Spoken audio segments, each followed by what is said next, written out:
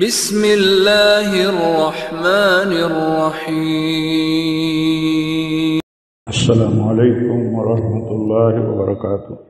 ان الحمد للہ نحمده ونستعینه ونستغفره ونعوذ باللہ من شرور انفسنا ومن سیئات اعمالنا من يهده الله فلا مضل له ومن يضلل فلا هادي له وأشهد أن لا إله إلا الله وحده لا شريك له وأشهد أن محمدا عبده ورسوله يا أيها الذين آمنوا اتقوا الله حق تقاته ولا تموتن إلا وأنتم مسلمون يا أيها الناس اتقوا ربكم الذي خلقكم من نفس واحدة وخلق منها زوجها وبث منهما رجالا كثيرا ونساء واتقوا الله الذي تساءلون به والأرحام إن الله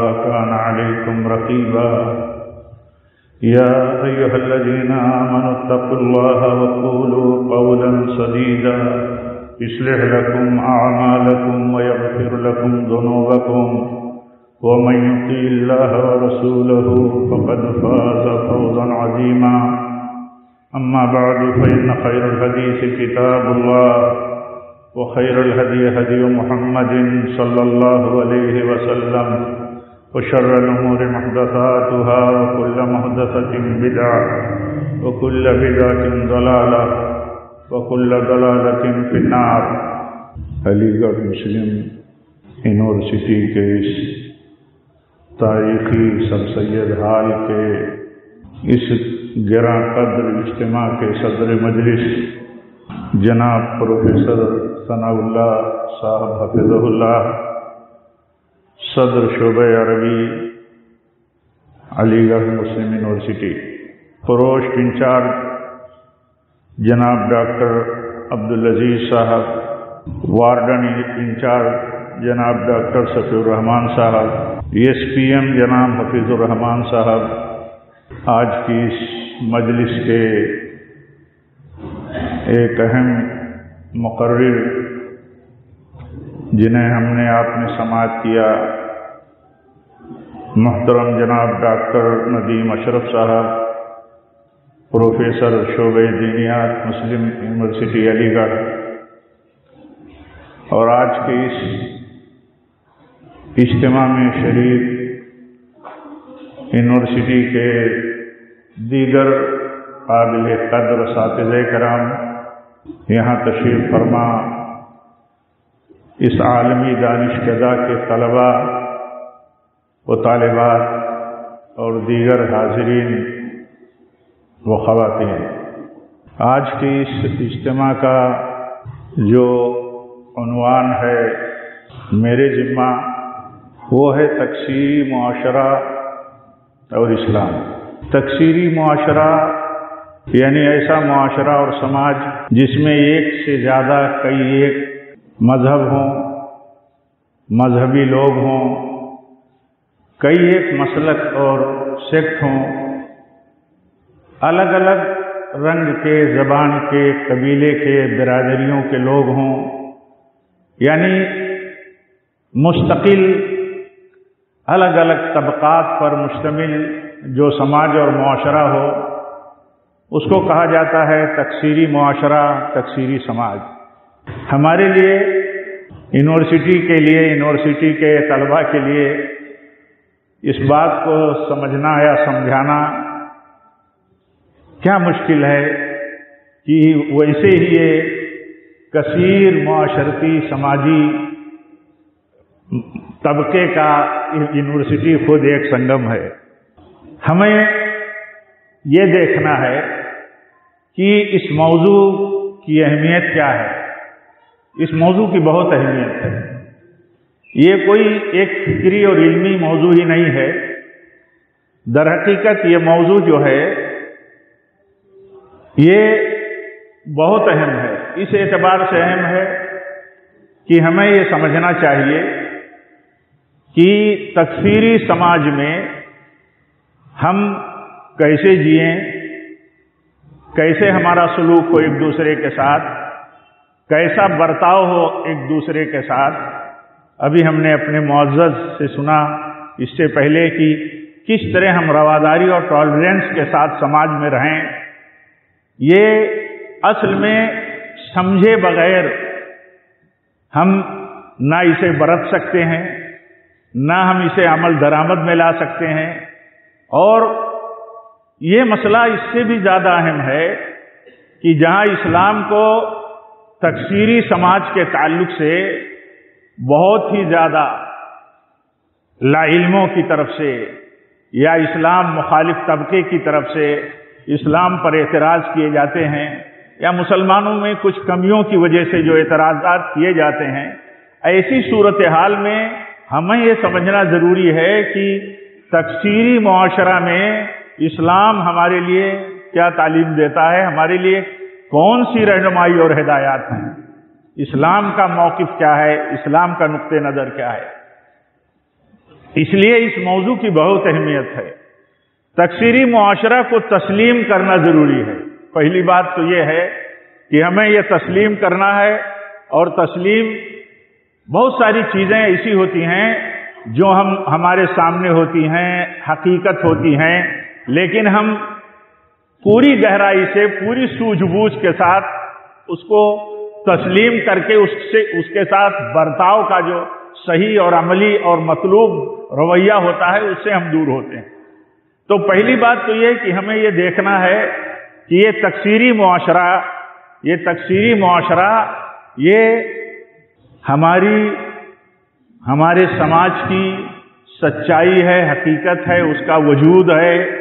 उस वजूद के साथ हमारा मामला कैसे हो, तो पहली बात तो ये कि हमें इस मुआशरे को तस्लीम करना है कि हम एक ऐसे मुआशरे में रहते हैं जहां कसरत के साथ मज़ाहिब हैं, तहजीबें हैं, कसरत के साथ मसालिक हैं, सेक्ट हैं, उनके तौर तरीके हैं, कसरत के साथ अलग अलग तबके के लोग हैं, उनके अलग अलग तहजीबें हैं, उनकी अलग अलग रिवायतें हैं। तो हमें ये तस्लीम करना है। वो किस लिए तस्लीम करना है? इसलिए तस्लीम करना है कि रब्बुल आलमीन ने इस बात को हमारे लिए तय किया है कि हम इसको समझें, और हमारे लिए इसको इम्तिहान का एक बहुत बड़ा जरिया बनाया है। अल्लाह ताला ने फरमाया, व मिन आयातिही खल्कुस समावाति वल अर्द वख्तिलाफु अलसिनतिकुम व अलवानिकुम। ये अल्लाह की निशानियां जो बहुत सारी फैली हुई हैं कायनात में, जिन्हें हम देखते हैं, उन्हीं अल्लाह की निशानियों में से अल्लाह ताला ने बयान किया कि आसमानों को, जमीन को जो हमने पैदा किया है, तो ऐसे ही हमने मुख्तलिफ ज़बानें पैदा की हैं, मुख्तलिफ रंग के लोग पैदा किए हैं, मुख्तलिफ तबकात पैदा किए हैं। और जगहों पर अल्लाह ताला ने बयान किया कि अल्लाह ताला अगर अल्लाह ताला चाहता तो लोगों को एक उम्मत बना देता, एक मजहब पर खड़ा कर देता, एक अकीदे और एक तरीके पर उन्हें जमा देता, लेकिन उसने ऐसा नहीं किया। उसने ऐसा क्यों नहीं किया?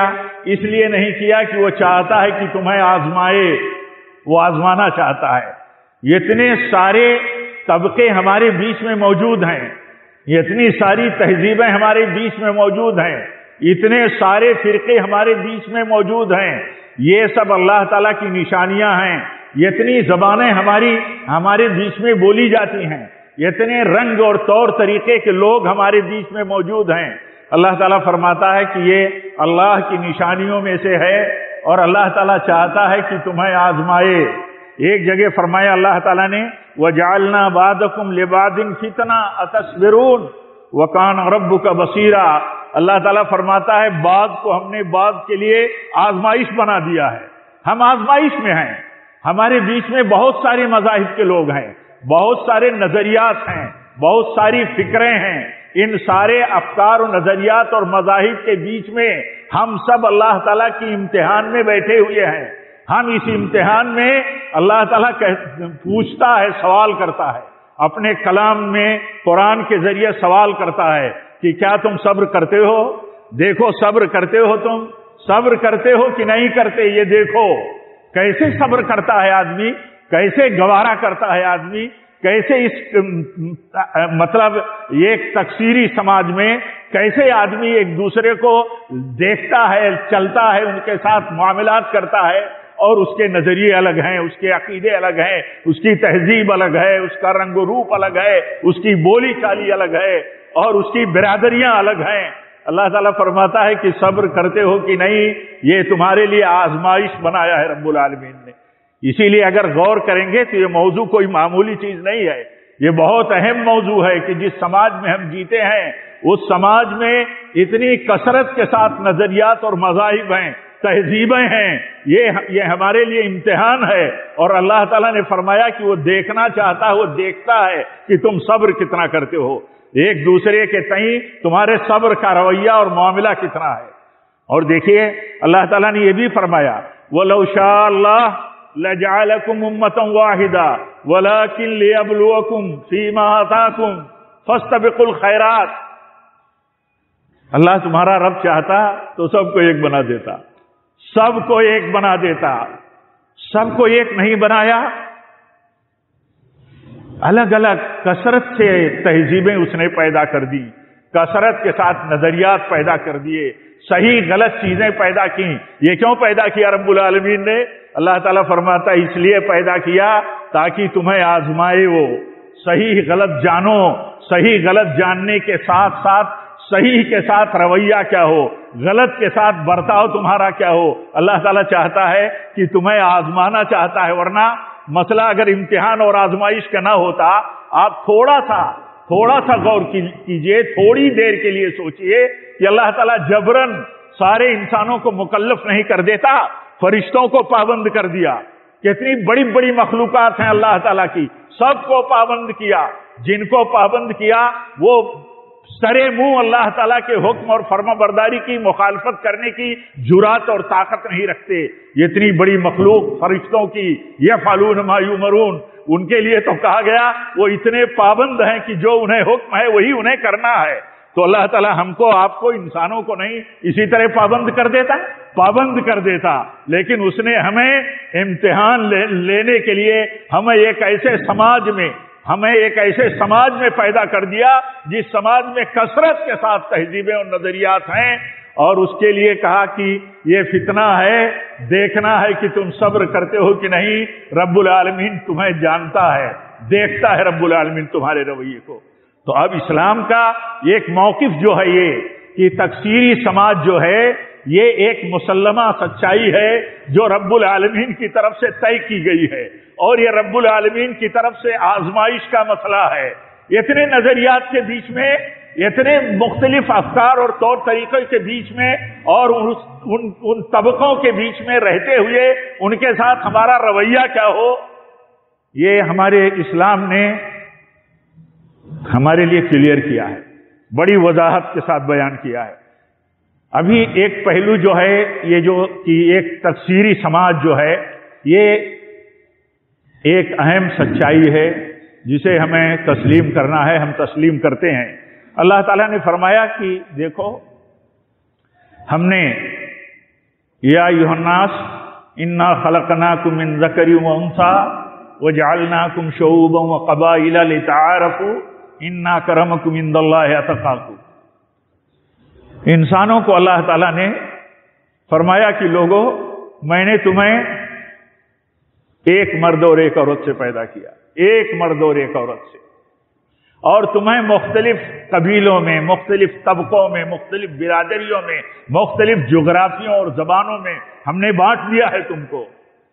یہ تمہارے تعارف کا ذریعہ ہیں، یہ تمہارے تعارف کا ذریعہ ہیں، ان سے تمہاری پہچان طے ہوتی ہے، ایک دوسرے کے پہچان کے بنیادوں پر پھر متعاون ہوتے ہیں، متعارف ہوتے ہیں، یہی ذریعہ ہے۔ یہ نزاع کی چیز نہیں ہے، یہ برتری کی چیز نہیں ہے۔ کسی بھی طبقے کو دوسرے طبقے پر الگ الگ برادریوں، الگ الگ علاقے، الگ الگ زبان، الگ الگ مطلب جغرافیے میں بسنے کی وجہ سے کسی کو اس بات کی اجازت نہیں ہے کہ وہ برتری بتائے۔ یہ تو صرف تعارف کا ایک ذریعہ ہے۔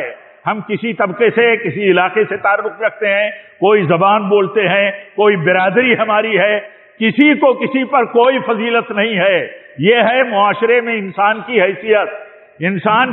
انسان جو ہے وہ کبھی بھی اگر کسی بھی طبقے پر، کسی بھی مطلب قبیلے اور برادری پر اپنی برتری ثابت کرنا چاہتا ہے تو وہ اللہ اور اس کے دین کی نگاہ میں مجرم ہے. اس لیے مجرم ہے کہ یہ بہت غلیظ چیز ہے، یہ نہایت گندی چیز ہے، جس کو اگر کہا جائے کہ نہایت گھٹیا چیز ہے یہ کہ آدمی اپنی برادری دوسری برادری پر مطلب برتر ثابت کرنے کی کوشش کرے، اپنے علاقے کو دوسرے علاقے پر برتر ثابت کرنے کی کوشش کرے، اپنی زبان اور اپنے طبقے یا جو بھی اس کی نسبت ہے اس نسبت کی بنیاد پر وہ دوسروں پر فضیلت اپنی ثابت کرنا چاہے اور اسے برتری کی بنیاد بنائے اور پھر وہ وجہ نزاع بن جائے. یہ بہت بری چیز ہے. آپ نے سنا ہوگا نبی صلی اللہ علیہ وسلم کے دور پاک میں مبارک دور تھا. دو انصاری اور مہاجر آپس میں لڑ پڑے، مار پیٹ کر لی. تو انصاری نے انصاریوں کو آواز دے دی، مہاجر نے مہاجروں کو بلا لیا، اے انصاریوں مدد کرو آؤ، اے مہاجروں مدد کرو آؤ. اللہ کے نبی صلی اللہ علیہ وسلم کو جب خبر ہوئی تو آپ نے فرمایا یہ کہ نہایت گندی چیز ہے. بعض جگہوں پر آپ کی روایتوں اور آپ کے بیان اور سنت سے ملتا ہے کہ آپ نے فرمایا کہ یہ جاہلیت کی چیز ہے، جاہلیت کی. اسلام اور مسلمانوں کے ہاں اس کا کوئی تصور اگر ہے تو نہایت پستی کا، روایتی ہے. بہت ساری برائیاں، بہت سارے خرافات، بہت سارے مطلب بدعقیدگیاں اور اوہام خرافات رائج ہو جاتے ہیں، چلے آتے ہیں اور آدمی ان کا دیوانہ رہتا ہے، جذباتی رہتا ہے، دین سے اس کا کوئی تعلق نہیں ہوتا. اسلام اور اسلام سے مسلمانوں کا کوئی تعلق نہیں رہنا چاہیے، لیکن وہ چیزیں چل پڑتی ہیں. تو ایسے ہی اس کو اللہ کے نبی صلی اللہ علیہ وسلم نے جب سنا تو آپ نے کیا فرمایا، کسی معاشرے میں اس بات سے بچا نہیں جا سکتا ہے کہ کوئی تنازع نہ ہو جائے، کوئی جھگڑے نہ ہو جائے، کوئی ماحول خراب نہ ہو جائے کہیں کسی موڑ پر جا کر کے. تو وہاں کیا حکم اور ہدایت ہے؟ وہاں حکم اور ہدایت ہے.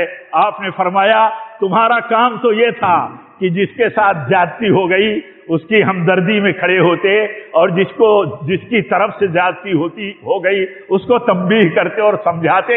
تم نے یہ کیا اس معاشرے میں جو انصار اور مہاجرین کی پہچان ہے، ایک ایسے معاشرے میں جہاں انصار موجود ہیں، مہاجرین موجود ہیں، ان کو تم دھڑا بندی کی حیثیتوں سے استعمال کرنا چاہتے ہو، یہ چیز صحیح نہیں ہے. تو ہم جس سماج میں جیتے ہیں آپ دیکھیے اس سماج کی کیا حالت ہے. تکثیری سماج میں اور معاشرے میں جو رجحان ہے وہ نہایت ہی غیر منصفانہ ہے، نہایت ہی غیر عادلانہ اور غیر اسلامی ہے. اسلام کیا کہتا ہے؟ دیکھیے اسلام یہ کہتا ہے کہ سارے کے سارے انسان ایک ماں باپ سے پیدا ہوئے ہیں، ہر کوئی تسلیم کرتا ہے. آدم اور حوا سے ہم سب پیدا کیے گئے، سارے انسان پیدا کیے گئے. جب ہم تسلیم کرتے ہیں کہ ہم ایک ماں باپ کی اولاد ہیں، پھر اس ماں باپ کی اولاد ہونے کے بعد کس بنیاد پر ہم ایک دوسرے پر تفوق اور برتری اور ایک دوسرے پر اپنی فضیلت ثابت کرنے کی کوشش کرتے ہیں، اور یہ جانتے ہوئے، سنتے ہوئے، پڑھتے اور علم رکھتے ہوئے کہ یہ تقسیم جو ہے ہمارے بیچ کی یہ صرف تعارف کی ہے، یہ فضیلت کی نہیں ہے، یہ بنیاد نزاع نہیں ہو سکتی. اس لیے اس سے بچنا ہے. اور اسی کو دیکھیے پیارے نبی صلی اللہ علیہ وسلم نے حجۃ الوداع کے موقع پر یہ کہہ کر کے کس طرح واضح طور پر سمجھایا. آپ نے فرمایا یا ایھا الناس، آپ نے فرمایا یا ایھا الناس الا ان ربکم واحد. اللہ کے نبی صلی اللہ علیہ وسلم فرماتے ہیں لوگوں سنو، تمہارا رب ایک ہے، تمہارا رب ایک ہے. اور فرمایا وَإِنَّ أَبَاكُمْ وَاحِدٌ، اور تمہارا باپ بھی ایک ہے. جیسے تمہارا رب ایک ہے ویسے تمہارا باپ یعنی آدم سے ہی تم ہو. اور فرمایا الا لا فضل لعربین علی عجمین ولا لعجمین علی عربین. آپ نے فرمایا کسی عربی کو کسی عجمی پر کسی اجمی کو کسی عربی پر، کسی گورے کو کسی کالے پر، کسی کالے کو کسی گورے پر کوئی برتری نہیں ہے، کوئی برتری نہیں ہے۔ کالے گورے موجود، عربی اجمی موجود، الگ الگ رنگ و نسب کے لوگ موجود، سب کا رب ایک ہے، سب کا باپ ایک ہے، کسی کو کسی پر برتری کی کوئی بنیاد نہیں ہے۔ اگر کوئی بنیاد ہے تو اسلام کہتا ہے وہ صرف بنیاد ہے دین اور تقوی کی۔ تقوی کی بنیاد پر اگر کوئی برتر ہے، بہتر ہے تو وہ بہتر ہے، لیکن یہ کہ اگر آدمی اور بنیادوں پر اپنے آپ کو بہتر ثابت کرنا چاہے تو اسلام کے موقف اور اسلام کے تصور سے الگ راستے پر وہ چلا گیا۔ اسی لیے دیکھیں گے کہ اسی بنیاد پر اللہ تعالیٰ نے ہمیں تعلیم دیا ہے، سمجھایا ہے ہمیں۔ بہت اہم موضوع ہے، بہت سارے پہلوؤں سے اس کو سمجھنے کی ضرورت ہے، لیکن تھوڑے سے وقت میں انشاءاللہ کچھ سرسری باتیں کر کے گفتگو ختم کروں گا۔ مسئلہ کیا ہے؟ مسئلہ یہ ہے کہ جب ہم تکثیری سماج میں ہیں تو ہمارا کام کیا ہے؟ ہمارا کام کیا ہے، یا اسلام کا موقف کیا ہے، یا مسلمانوں کی ذمہ داری کیا ہے؟ ہمارا کام یہ ہے کہ اسلام جو ہمیں ہدایت اور تعلیم دیتا ہے وہ یہ کہ ہم انسانوں کے ساتھ اچھا سلوک کریں، انسانوں کے لیے نفع بخش بنیں، انسانوں کے کام آئیں، بلا تفریق ہم کام آئے۔ جب مذہب کی بنیاد پر ہم تفریق نہیں کر سکتے، کام آنے میں، سپورٹ کرنے میں، دنیاوی مسائل میں، حتیٰ کی سیاست میں، تعلیم گاہوں میں، جہاں جس میدان میں ہم ہیں وہاں ہم ایک دوسرے کے لیے مفید اور نفع بخش بنے، یہ ہمارے لیے وصول بتایا گیا، یہ ہمارے لیے تعلیم موجود ہے کہ سب سے بہتر ان لوگوں میں وہ ہے جو لوگوں کے لیے سب سے زیادہ نفع بخش ہو۔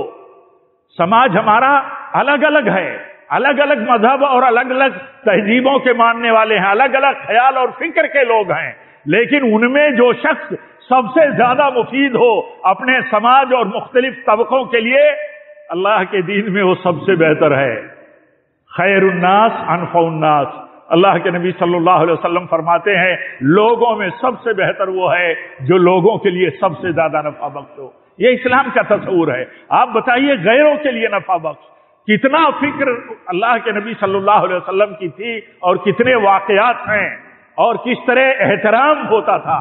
ہمارے ہاں کوئی مسلکی بنیاد پر بھی کسی کو برداشت کرنے کو تیار نہیں۔ یہاں مذہبی بنیاد پر دیکھیے، جو طبقہ اسلام اور مسلمانوں کے ہاں سب سے بڑا دشمن طبقہ ہے، اسی میں کسی ایک کا جنازہ اٹھتا ہے، اللہ کے نبی صلی اللہ علیہ وسلم جنازہ دیکھتے ہیں تو کھڑے ہو جاتے ہیں۔ آپ سے کہا جاتا ہے یہ جنازہ تو یہودی کا ہے، تو آپ فرماتے ہیں کیا وہ جان والا نہیں ہے؟ یعنی آپ جو ہے اس احترام کو اس حوالے سے کہ وہ احترام کا مستحق ہے، آپ صلی اللہ علیہ وسلم اس جذباتی بات کو آپ صلی اللہ علیہ وسلم غلط ٹھہرا دیتے ہیں کہ یہ غلط بات ہے۔ آپ سوچئے، طے کیجئے، ہم دیکھیں ہمارے جذبات کیسے ہیں، ہمارا موقف اور طریقہ کار کیا ہے۔ ہم تو ایک دوسرے کو آپس میں برداشت کرنے کو تیار نہیں۔ یہاں ایک جنازہ یہودی کا جاتا ہے اور آپ صلی اللہ علیہ وسلم اس کے لیے کھڑے ہوتے ہیں، اور جب وہ ذہن سامنے آتا ہے جو ذہن موجود ہے تو آپ صلی اللہ علیہ وسلم اسے درست فرما دیتے ہیں۔ آپ صلی اللہ علیہ وسلم کی تعلیم ہی کا نتیجہ تھا آپ کے معاشرے میں ایسے صحابہ نے آپ سے لوگوں کے ساتھ برتاؤ، اس سماج میں جہاں اپنے علاوہ دوسرے مذاہب اور تہذیبوں کے ماننے والے بستے ہیں، ان کے ساتھ برتاؤ کیسا ہو، ایسی تربیت آپ نے دی تھی صلی اللہ علیہ وسلم۔ ایک صحابی رسول کے ہاں ایک بکری ذبح ہوتی ہے تو آپ فرماتے ہیں، کہتے ہیں کہ سب سے پہلے پڑوسی کے ہاں پہنچا دو، گوشت سب سے پڑوسی کے ہاں پہنچا دو۔ تو آپ سے بتایا جاتا ہے کہ یہ پڑوسی تو یہودی ہے، تو وہ نبی صلی اللہ علیہ وسلم کی حدیث سناتے ہیں، پڑوسی کے سلسلے میں نبی صلی اللہ علیہ وسلم کی جو حدیث وہ سناتے ہیں۔ یہ طریقہ ہے میرے بھائیو، یہ طریقہ ہے۔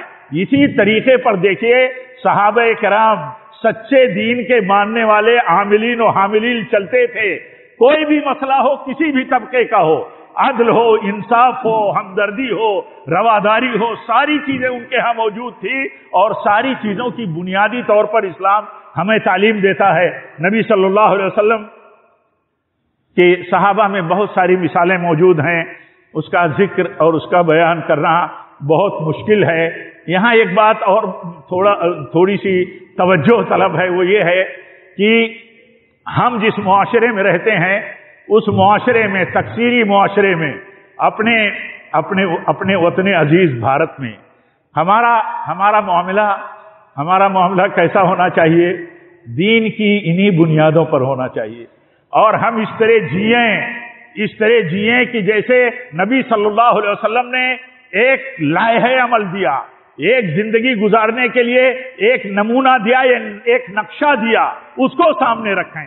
دیکھیے، سب سے پہلی ہجرت جو اسلام میں ہوئی، اللہ کے نبی صلی اللہ علیہ وسلم نے مکہ کے کفار کے بے انتہا ظلم کے بعد جب سب سے پہلے اپنے صحابہ کو ہجرت کا حکم دیا تو حبشہ ہجرت کا حکم دیا، کہا حبشہ چلے جاؤ، حبشہ جانے کا حکم دیا، اور آپ نے فرمایا حبشہ، سرزمین حبشہ میں ایک بادشاہ ہے جس کی بادشاہت ہے، اللہ کے نبی فرماتے ہیں وہ بادشاہ جو ہے وہ ایسا ہے کہ اس کے ہاں کسی پر ظلم نہیں ہوتا۔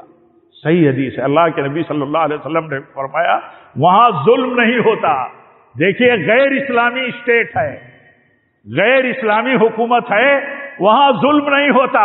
آپ نے اپنے صحابہ کو کہا جاؤ وہاں بس جاؤ، وہاں اللہ کے دین پر چلنا تمہارے لیے آسان، اس کی عبادت کرنا تمہارے لیے آسان ہوگا، اور وہ اس لیے جا کر کے بس جاؤ کہ تمہارے لیے مکہ کی زمین تنگ کر دی گئی ہے۔ آپ سوچئے کتنا بڑا سبق ہے، ہم اہل وطن کے لیے کتنا بڑا سبق ہے۔ اگر مسلمان یہ تصور کرے کہ ایک ایسے اسٹیٹ میں وہ جیتا ہے جس میں غیر اسلامی اسٹیٹ اگر وہ سمجھتا ہے اور مانا جاتا ہے، تو بھی اس کے لیے کتنی بڑی دلیل ہے ان کی زندگی کہ اللہ کے نبی نے سب سے پہلا جو حکم دیا ہجرت کا تو کہا چلے جاؤ ایک عیسائی ملک میں جس کی بادشاہت ہے وہ نجاشی ہے، وہ منصف ہے، اس کے انصاف کا معاملہ اتنا ہے کہ وہاں تمہارے دین پہ چلنا آسان ہوگا، تمہیں امن کے ساتھ رہنا آسان ہوگا، تمہارے خلاف کسی قسم کی اذیت ناک باتیں اور برتاؤ نہیں ہوگا۔ اسی لیے سیدہ ام سلمہ رضی اللہ تعالیٰ عنہ بیان کرتی ہیں کہ ہم جب ہجرت کر کے وہاں گئے، نجاشی کے پڑوس میں چلے گئے، کتنا بہتر پڑوس تھا، ہمیں کوئی اذیت نہیں دی جاتی تھی، نہ ہمیں کوئی تکلیف دہ بات کہی جاتی تھی، ہم پورے امن کے ساتھ اللہ کے دین پر چلتے تھے۔ اور ایسے ماحول میں دیکھیے انہوں نے اسلام کی نمائندگی بھی کی۔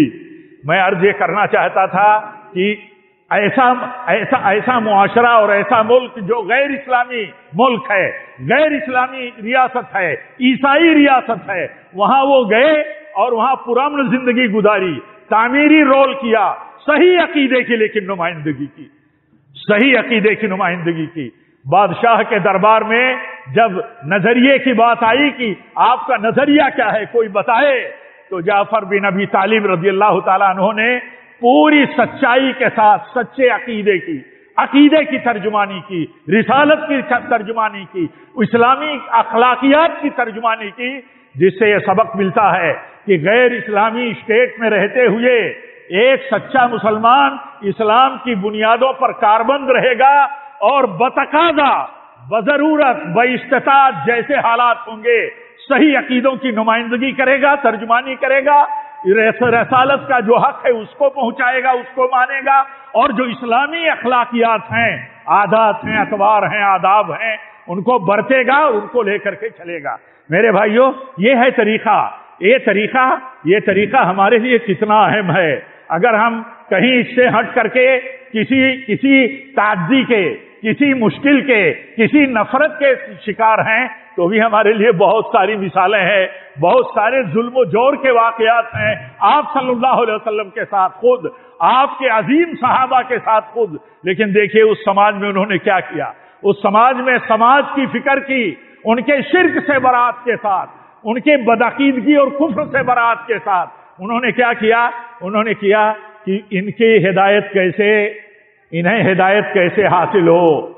آپ صلی اللہ علیہ وسلم کے طائف کا واقعہ دیکھیے، کتنا مجرمانہ انداز میں طائف کے بڑوں کے اشاروں پر وہاں کے نوجوانوں اور اوباشوں نے کتنا سنگسار کیا تھا، اللہ کے نبی صلی اللہ علیہ وسلم پر پتھر برسائے تھے، صورتحال بہت سنگین ہو گئی تھی۔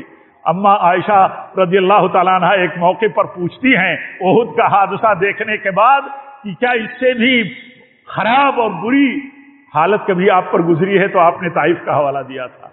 طائف میں اتنی سنگین صورتحال کہ گئے تھے بڑی امیدیں لے کر کے، اور صورتحال اتنی خطرناک ہو گئی، لیکن معاشرہ الگ ہے، سماج الگ ہے، لوگ الگ ہیں۔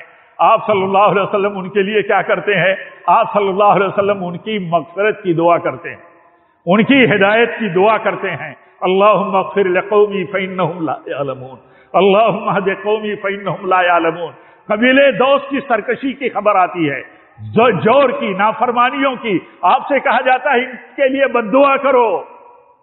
کتنی بد دعاؤں کی مجلسیں چلتی ہیں، اور ایسا لگتا ہے کہ دعا کی مجلسوں کا تو کہیں وجود نہیں، کوئی پروپیگنڈا نہیں، کوئی اشتہار نہیں، لیکن بد دعاؤں کی کتنی شکلیں ہیں اور کتنے طریقے عام ہیں۔ یہاں دیکھیے نبی صلی اللہ علیہ وسلم کیا فرماتے ہیں؟ نبی صلی اللہ علیہ وسلم فرماتے ہیں اللہم اہد دوسا وآتی بہ۔ دوس کے لیے بد دعا کی درخواست ہوتی ہے، اور آپ ان کے لیے دعائیں ہدایت دیتے ہیں، آپ ان کے لیے دعائیں ہدایت کرتے ہیں، اور آپ فرماتے ہیں اللہ انہیں ہدایت دے کر کے ہدایت کے لیے تو پہنچا دے یہاں۔ یعنی یہ اتنی فکر آپ دیکھیں گے۔ اسی لیے تکفیری سماج میں ہمارے لیے مشکل ہے۔ وہ مشکل کیا ہے؟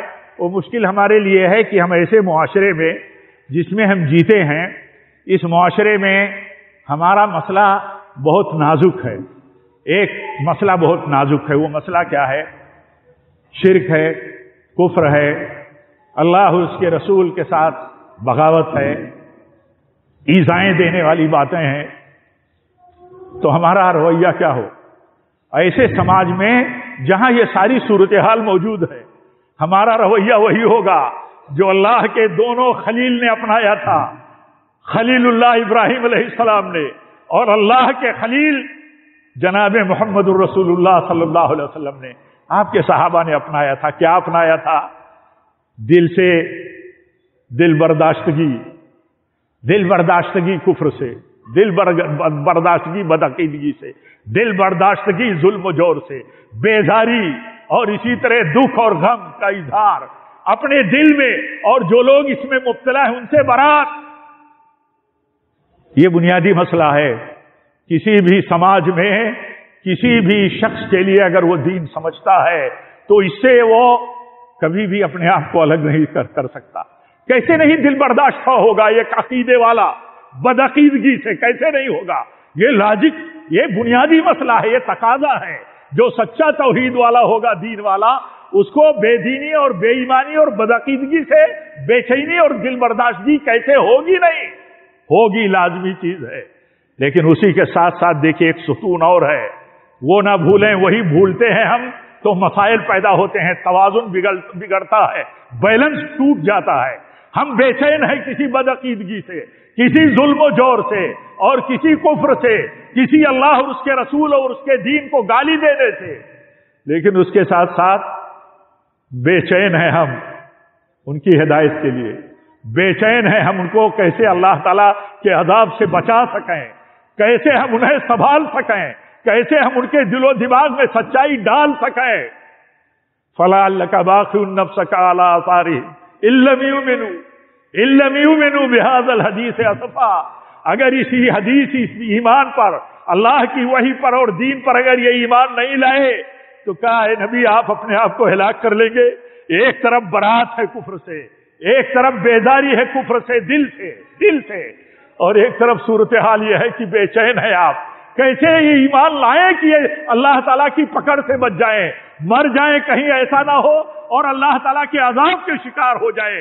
یہ دو بنیادی ستون ہیں جس کا باریک فرق عام طور پر لوگ سمجھ نہیں پاتے۔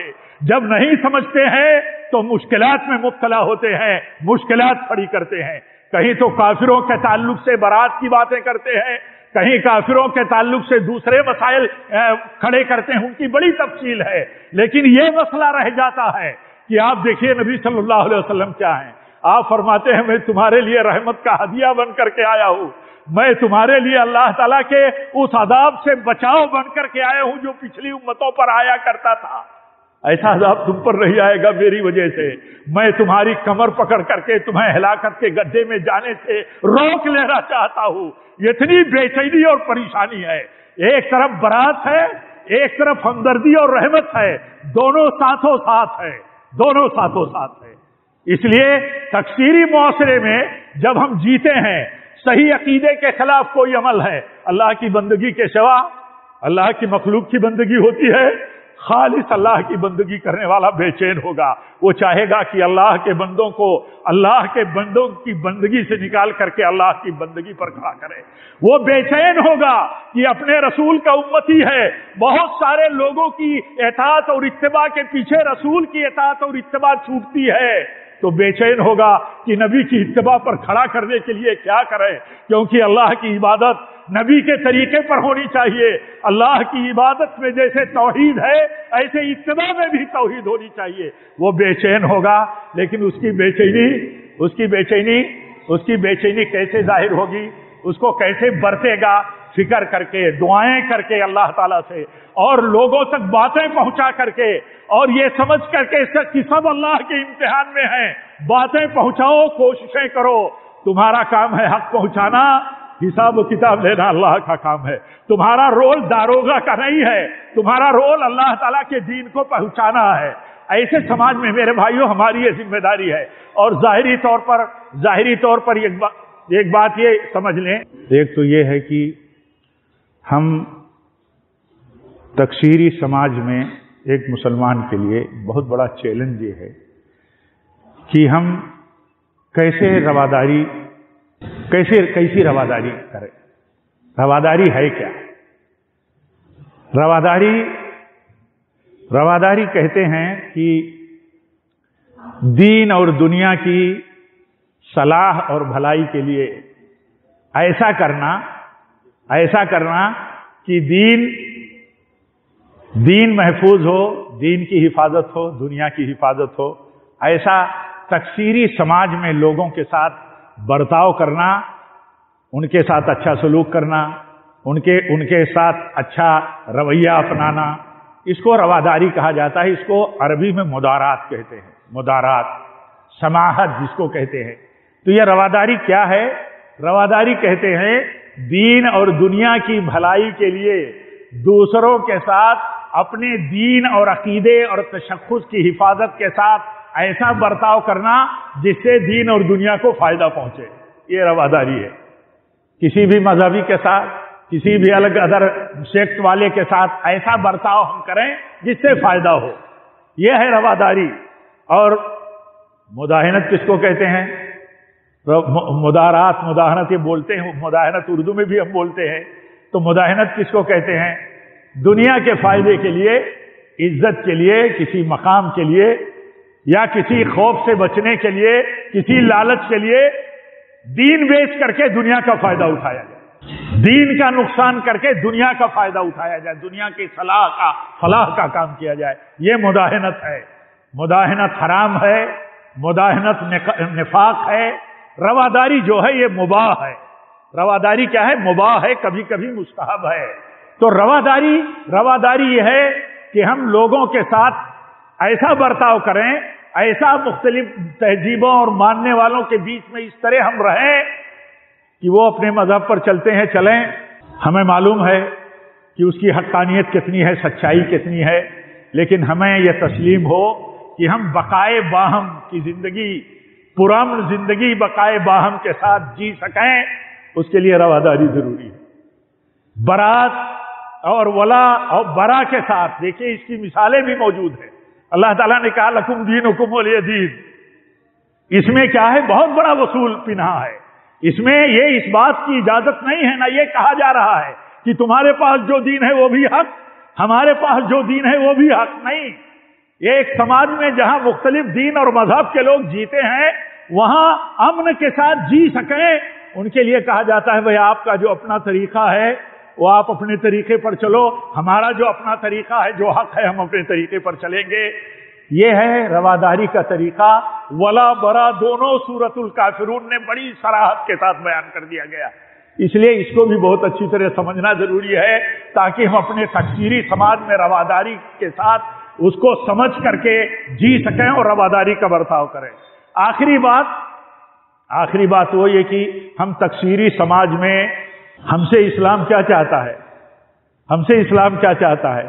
ہم سے اسلام یہ چاہتا ہے کہ لوگوں کے ساتھ سارے دنیاوی مسائل میں، جتنے بھی دنیاوی مسائل ہیں، سارے دنیاوی مسائل میں جہاں مفادات مشترک ہیں، ادنا سے ادنا مسئلے سے لے کر کے سیاست تک، سارے مسائل میں شراکت دار رہ سکتے ہو، لیکن تہذیب کو ان کے ساتھ مل کر کے تکثیری سماج اور الگ الگ ثقافت اور مذہب کے ماننے والوں کے ساتھ مل کر کے اپنی تہذیب اور شناخت کی تحلیل نہیں کر سکتے، اس کو مٹا نہیں سکتے۔ یہ اصل ہے، یہ بہت اصل ہے۔ ہوتا کیا ہے، آدمی قریب جاتا ہے، بظاہر قریب جاتا ہے، کہتا ہے ہم ظاہر میں تو ہیں، ہمارا اندر تو کچھ اور ہے۔ اللہ کی سنت یہ ہے کہ ظاہری عمل کا اثر دلوں پر بھی پڑتا ہے۔ حدیث میں آتا ہے کہ جو لوگ صفیں نہیں ملاتے، مل کر کے نہیں کھڑے ہوتے، اللہ تعالیٰ ان کے دلوں میں اختلاف ڈال دیتا ہے۔ دلوں میں اختلاف پیدا ہونا یہ اندر کی بات ہے، اور صفوں کو درست کرنا یہ ظاہری عمل ہے۔ ظاہری عمل کا اثر باطن پر پڑتا ہے، اس لیے ظاہری رواداری مذہبی بنیاد پر اور اسی طرح غیروں کی تہذیب کے ساتھ تعاون کی بنیاد پر، اشتراک کی بنیاد پر، تہنیت اور مبارکبادی کی بنیاد پر نہیں کی جا سکتی، اس کی اجازت نہیں ہے۔ پوری امت کے علماء کا اتفاق ہے کہ کم سے کم حرام ہے، کم سے کم غیروں کا مذہبی شعار اپنانا اور غیروں کی جو عادت، جو ان کی خاص عادت بن چکی ہو، اس کو اپنانا کم سے کم سارے علماء امت کے ہاں حرام ہے، سارے علماء امت کے ہاں۔ ہم تکثیری سماج میں ہیں، ہمارے اپنے وطن میں سارے لوگوں کے ساتھ مختلف ہمارے جتنے بھی شعبہ جات ہیں دنیا میں، جینے رہنے مفادات کے سارے شعبوں میں ہم مل جل کر کے کام کریں گے، کرنا بھی چاہیے، لیکن دین اور مذہب اور عقیدے کا سمجھوتا نہیں کیا جا سکتا۔ میرے بھائیوں، اور بھی بہت ساری باتیں ہو سکتی ہیں۔ اپنے وطن میں ہم رہتے ہیں، جس وطن میں، اس وطن کے بہت سارے تقاضے ہیں، ان میں ایک بہت بڑا تقاضا یہ ہے اس تکثیری سماج میں جہاں 80% سے زائد ہمارے غیر مسلم بھائی بستے ہیں، یہاں نفرت کی سیاست غلط ہے۔ یہاں کسی ذات، برادری اور مذہب کے نام پر سیاست کا کوئی بھی پلیٹ فارم کھڑا کرنا غلط ہے۔ بالخصوص مسلمانوں کو اس کی اجازت نہیں ہے۔ جو ملک میں کتاب و سنت کی بنیادوں پر بصیرت رکھتے تھے اور مدبر تھے، مولانا ابوالکلام آزاد رحمۃ اللہ علیہ جیسے لوگ، انہوں نے کہا تھا کہ اس ملک میں نفرت کی سیاست یہ خطرناک ہے، سب سے زیادہ خطرناک ہمارے لیے ہے، سب سے زیادہ خطرناک ہمارے لیے ہے۔ اسے سمجھنے کی ضرورت ہے، اور مل جل کر کے ہم رہے، ہم یہ تصور اور ایسے حالات نہ پیدا کریں کہ ہم دھڑا بندی کی راہ پر جائیں اور کوئی ہمیں لے جائے۔